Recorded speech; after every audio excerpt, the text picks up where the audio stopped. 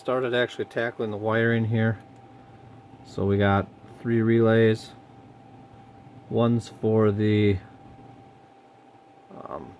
fuel pump. The other's for like ignition, fuel pump and injector power. The other one is ignition power. And also off the fuel pump I'm going to, because this doesn't actually power the pump, it only gives power to my pump controller, powers the injectors which don't need a ton of power, and I'm going to do my launch control solenoid off it. This one's going to the injectors, ignition, and then this one's going to the e-throttle to power it. So I need to get this together to 1-10, or not dash 10, 10 gauge power wire. That goes straight to the battery, so it goes in here. Then this is going to be ignition, which will turn it on, and these things go out to the ECU, which turn the fuel pump on and all that stuff. So so before I had electromotive, it was just this one, and this block. So I added this relay and an extra fuse for the e-throttle, and I'm going to mount it. I'm going to drill it and make it all nice there, do that, and then cover it all up, and then somewhere around here I'll put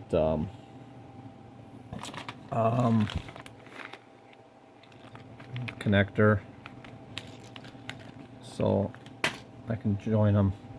Then I also need to mount my AIM EGT and a data hub on here, and then this can go on the car.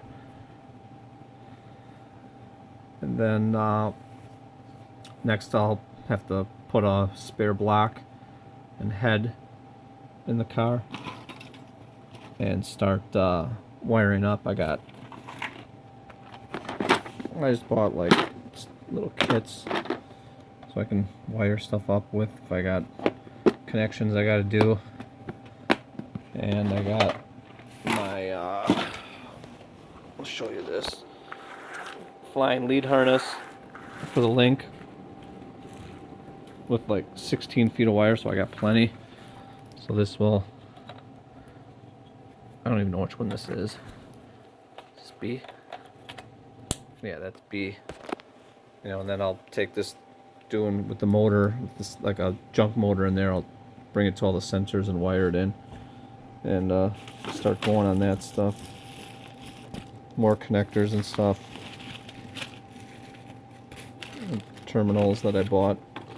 So yeah, I'm getting it going. Oh yeah, here's another flying lead. So then a stock harness that I pulled out of the car and just pull wire off of if I need it for certain colors, so I know what the hell's going on. So that's what I got done today.